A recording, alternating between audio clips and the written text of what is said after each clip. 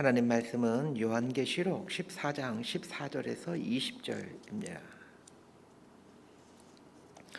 요한계시록 14장 14절에서 20절까지 말씀 번갈아 가면서 읽습니다. 제가 먼저 읽겠습니다. 또 내가 보니 흰 구름이 있고 구름 위에 인자와 같은 이가 앉으셨는데 그 머리에는 금면류관이 있고 그 손에는 예리한 낫을 가졌더라. 또 다른 천사가 성전으로부터 나와 구름 위에 앉은 이를 향하여 큰 음성으로 외쳐 이르되 당신의 낫을 휘둘러 거두소서. 땅의 곡식이 다 익어 거둘 때가 이르렀음이니이다 하니 구름 위에 앉으신 이가 낫을 땅에 휘두르매 땅의 곡식이 거두어지니라. 또 다른 천사가 하늘에 있는 성전에서 나오는데 역시 예리한 낫을 가졌더라. 또 불을 다스리는 다른 천사가 제단으로부터 나와 예리한 낫 가진 자를 향하여 큰 음성으로 불러 이르되 내 예리한 낫을 휘둘러 땅에 포도송이를 거두라. 그 포도가 익었느니라 하더라. 천사가 낫을 땅에 휘둘러 땅에 포도를 거두어 하나님의 진노의 큰 포도주 틀에 던짐에 20절 함께 읽습니다. 성 밖에서 그 틀이 밟히니 틀에서 피가 나서 마일 굴레에까지 닿았고 1600 스타디온에 퍼졌더라. 아멘. 요한계시록 연대표에 의하면 가장 혼탁스럽고 또 고통스러운 기간이 이 일곱째 인이 떼어지는 기간이라 할 수 있습니다. 요한계시록에 보면 7개의 인이 계속 하나씩 떼어지는 그런 이야기가 나오는데 하나의 인들은 어떤 시점 이렇게 생각하시면 될 것 같습니다. 이 7째 인이 떼어지는 기간 안에 이제 7 나팔이 부러지는 사건이 있게 되고 7째 나팔이 부러진과 동시에 7 대접의 재앙이 임하게 됩니다. 역사 때를 7개 인으로 나눈다라면 이 7개 인은 맨 인류 역사의 마지막 때라고 그렇게 이해하시면 크게 틀리지 않을 것 같습니다. 보다 정확히 말한다면 이 7째 인의 내용이 7 나팔과 7 대접의 재앙이다 이렇게 이해하시면 좋을 것 같습니다. 7째 나팔이 부러지고 7 대접의 재앙이 임하는 그 시대가 이제 예수님과 사탄과의 마지막 전쟁의 절정기 이렇게 말할 수 있습니다. 자, 오늘 본문이 속해 있는 기한은 7째 나팔이 부러지는 때입니다. 요한계시록 11장 15절에서 7째 나팔이 부러지게 되고 7째 나팔이 부러지게 되면서 이제 일어나게 된 일들을 12장, 13장, 14장에서 기록해 주고 있습니다. 그리고 15장에 보게 되면 이제 그 7 대접의 재앙이 이제 시작되면서 본격적으로 심판이 시작된다라는 것을 말해 주고 있습니다. 자, 오늘 본문에 등장하는 이야기는 세상의 마지막 때에, 즉 우리말로는 말세지말이라고 하죠. 그 말세지말이 있게 되는 그 구속과 심판에 대한 이야기이다. 이렇게 이해하시면 될 것 같습니다. 자, 14절에서 16절까지 말씀 함께 봅니다. 시작. 또 내가 보니 흰 구름이 있고 구름 위에 인자와 같은 이가 앉으셨는데 그 머리에는 금면류관이 있고 그 손에는 예리한 낫을 가졌더라. 또 다른 천사가 성전으로부터 나와 구름 위에 앉은 이를 향하여 큰 음성으로 외쳐 이르되 당신의 낫을 휘둘러 거두소서. 땅의 곡식이 다 익어 거둘 때가 이르렀음이니이다 하니 구름 위에 앉으신 이가 낫을 땅에 휘두르매 땅의 곡식이 거두어지니라.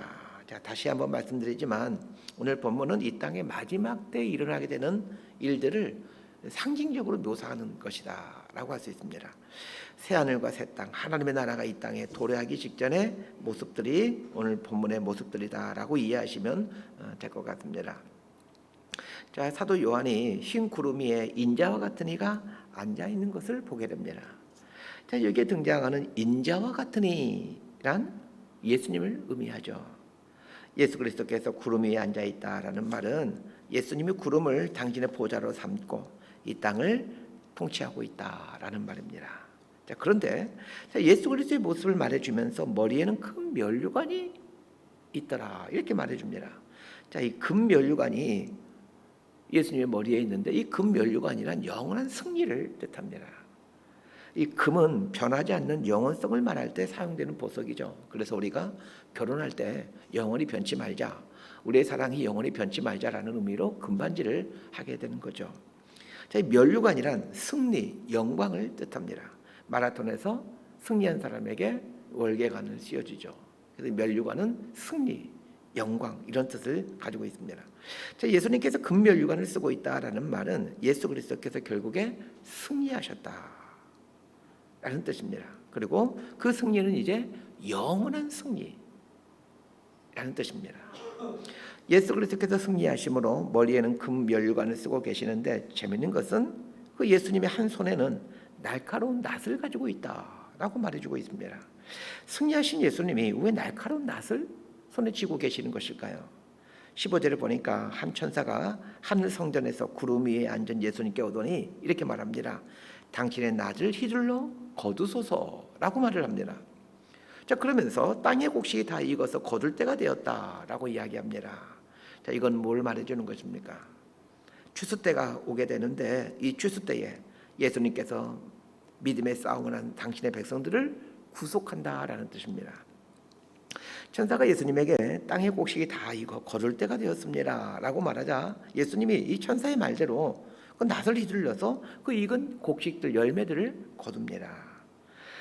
땅의 곡식이 다 익어 거둘 때가 되었다라는 말은 당신의 백성들, 성도들을 구속하는 시기와 때는 하나님께 달려있다라는 것을 보여줍니다.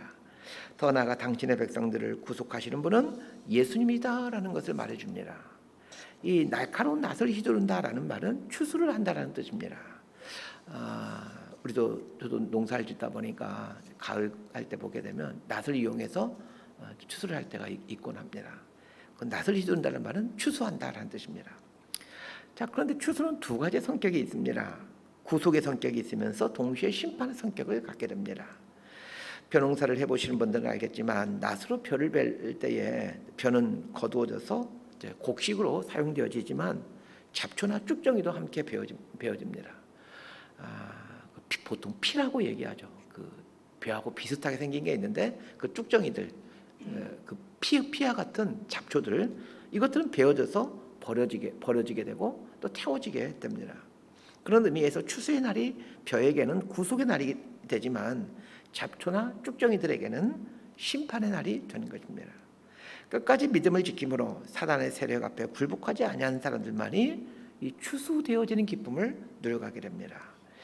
자, 17절에서 20절까지 말씀 함께 봅니다. 시작. 또 다른 천사가 하늘에 있는 성전에서 나오는데 역시 예리한 낫을 가졌더라. 또 불을 다스리는 다른 천사가 제단으로부터 나와 예리한 낫 가진 자를 향하여 큰 음성으로 불러 이르되 내 예리한 낫을 휘둘러 땅에 포도송이를 거두라. 그 포도가 익었느니라 하더라. 천사가 낫을 땅에 휘둘러 땅에 포도를 거두어 하나님의 진노의 큰 포도주 틀에 던짐에 성 밖에서 그 틀에 밟히니 틀에서 피가 나서 말 굴레까지 닿았고 1600 스다디온에 퍼졌더라. 자, 예수님께서 믿음을 지킨 하나님의 백성들을 구속시키자 이어서 또 다른 천사가 예수님께 옵니다. 자, 그 다른 천사는 손에 날카로운 낫을 쥐고 있습니다. 예수님도 날카로운 낫을 손에 쥐고 있었는데 이 천사도 날카로운 낫을 손에 쥐고 있습니다. 이때 불을 다스리는 또 다른 천사가 이 낫을 쥐고 있는 천사에게 이렇게 말합니다. 당신의 그 날카로운 낫을 휘둘러서 땅에 포도송이를 거두라. 이렇게 얘기를 합니다.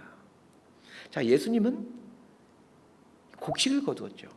근데 이 또 다른 천사는 예수님처럼 낫을 가지고 있는데 포도송이를 거둔 일을 하게 됩니다.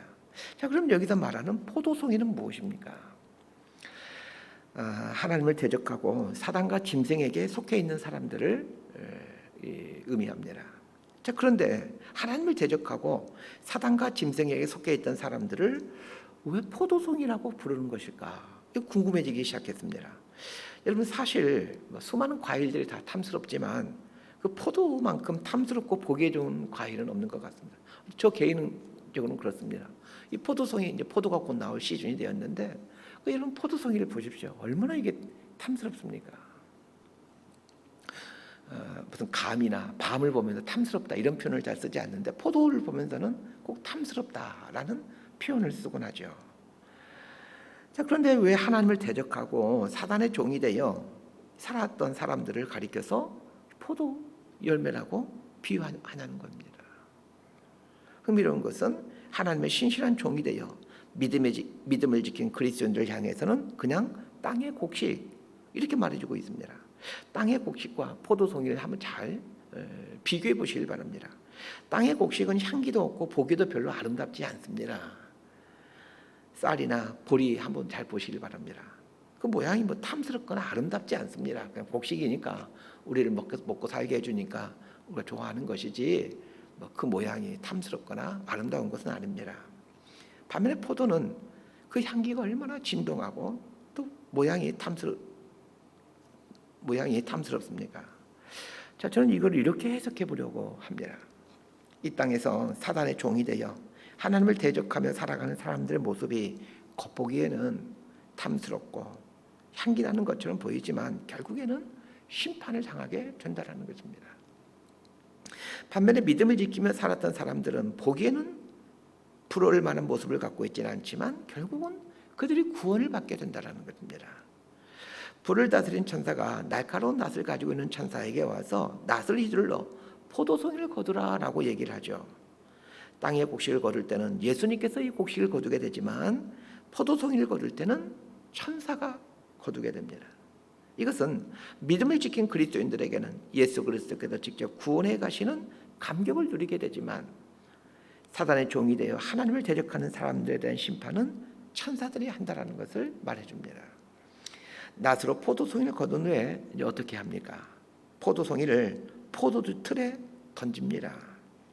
자, 이 모습을 통해서 심판받게 될 사람들을 왜 포도송이로 비유했는지 그 이유를 알게 됩니다.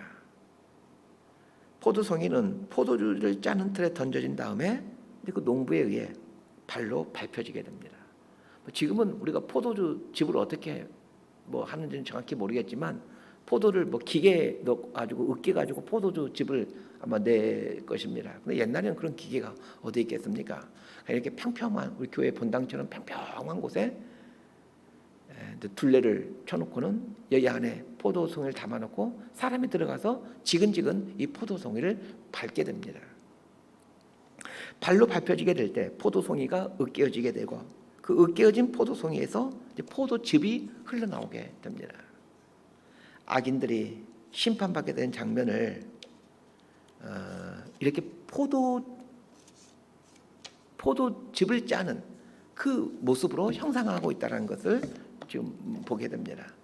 포도즙을 따는 틀 안에 들어와 있는 포도송이들은 한 송이도 빠짐없이 즙을 짜는 사람의 발에 밟혀 짓이겨집니다. 포도즙을 짜는 틀 안에 던져진 포도송이들을 한번 상상해 보시길 바랍니다.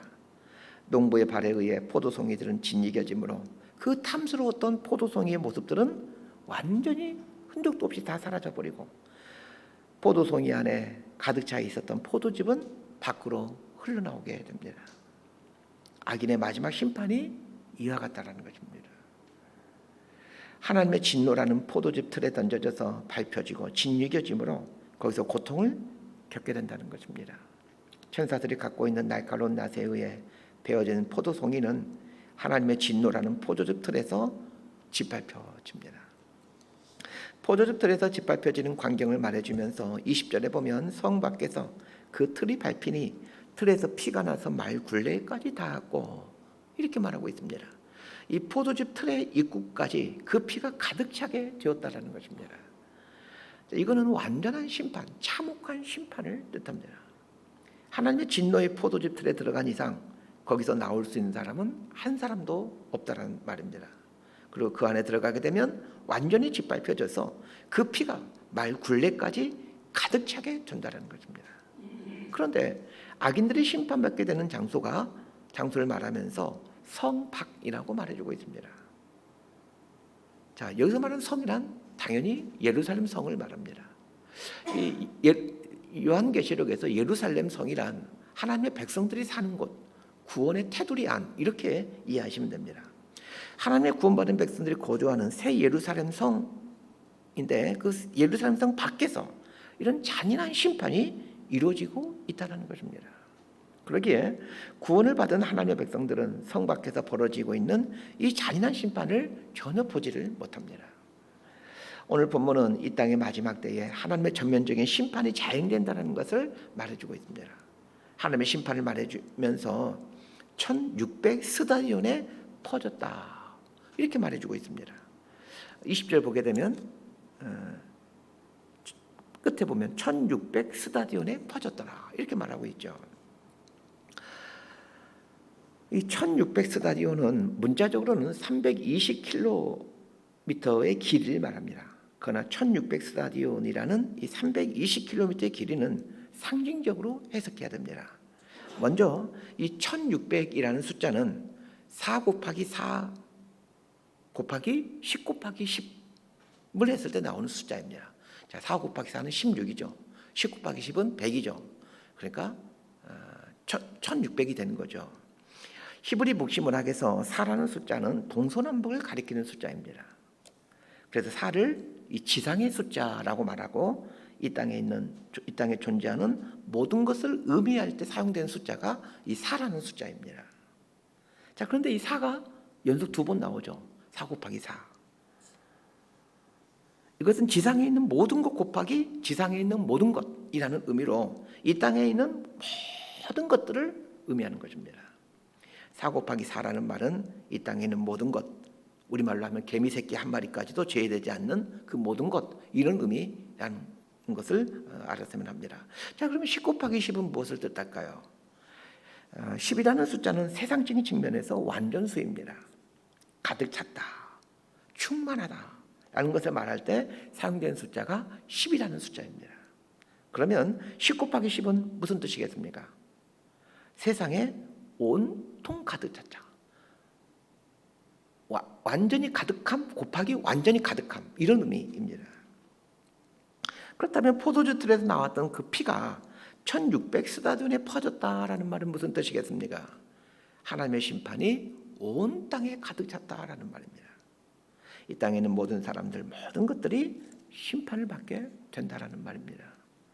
곡식도 점점 익어가고 있고 포도송이도 점점 익어가고 있습니다. 포도송이에서 향기가 난다라는 것은 심판의 날이 점점 가까이 오고 있다라는 말입니다.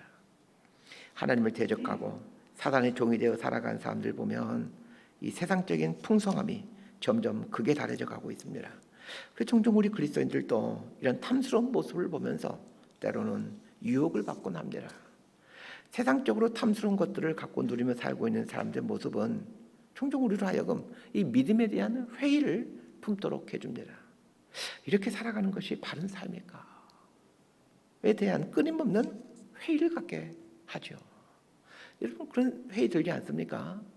그렇게 자기 욕망을 위해서 누리고 자기 자신만 위해 살아가는, 잘 먹고 잘 살아가는 사람들 보면서 내가 이렇게 사는 것이 맞는 것일까? 이런 회의가 들곤 하지 않습니까? 하나님을 모르는 사람들 삶에 비하면 너무나도 세상적으로 보잘것없는 내 모습을 보면서 회의가 드는 것은 어쩔 수가 없습니다. 그러나 이러한 고민을 하고 이러한 회의를 품고, 그래서 이런 것 앞에서 고뇌하고 여러 가지 생각들을 하며 산다는 것 그 자체가 믿음의 싸움을 하고 있다라는 증거 아니겠습니까?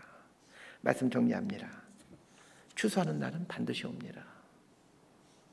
추수는 어떤 사람에게는 구원의 날이 되지만 어떤 사람에게는 심판의 날이 됩니다. 이 추수의 날이 반드시 온다라는 것을 믿고 살아간다면 우리가 어느 쪽에 서 있어야 될지 쉽게 결정할 수 있습니다. 짧은 한순간의 삶을 탐스럽게 보이도록 하기 위해 사단을 선택하는 어리석은 사람들이 세상에 너무나도 많이 있습니다. 그러나 우리 주님께서 말씀하신 것처럼 그 넓은 길은 반드시 사망의 길입니다. 그리스도인이란 좁은 길을 걸어가는 사람들입니다. 좁은 길의 끝은 영원한 생명입니다. 주어진 인생 기한 동안 이 좁은 길을 선택하며 살아가십시다. 어쩌면 우리가 이 땅을 사는 동안에 우리에게 이 세상이 주는 풍요로움이 없을지도 모르겠습니다. 그러나 믿음이라는 것이 무엇이겠습니까? 영원한 생명과 영원한 사망이 있다는 것을 믿기에 이 땅을 살아가는 동안 생명의 자리를, 또 생명의 길을 선택하며 살아가는 것이 믿음의 삶 아니겠습니까? 넘어지더라도 다시 일어서서 좁은 길을 가십시다. 추수하는 날이 점점 다가오고 있습니다. 이날에 예수 그리스도의 은혜로운 손에 붙잡혀지는 감격이 저와 여러분 가운데 있게 되기를 진심으로 소망하고 축복합니다. 기도하겠습니다. 하나님 아버지, 끝까지 믿음의 싸움을 한 당신의 백성들에게 마지막 날에 우리 주 예수 그리스도께서 당신의 은혜로운 손으로 우리를 구원시켜 주신다는 것을 오늘 말씀을 통해 생각하게 됩니다. 곡식이 익어가는 것처럼 우리의 신앙과 믿음이 익어갈 수 있도록 은총을 베풀어 주옵소서. 포도 열매가 시간이 지날수록 익어감으로 우리 입에 군침을 돌게 하겠지만 그러나 포도송이의 끝이 포도주 틀에 던져져 밟히는 것임을 깨닫고 하나님의 이 진노에서 떠나 좁은 길을 믿음의 삶을 살아가는 저희가 될 수 있도록 은혜를 베풀어 주옵소서. 예수님의 이름으로 기도드리옵나이다. 아멘. 기도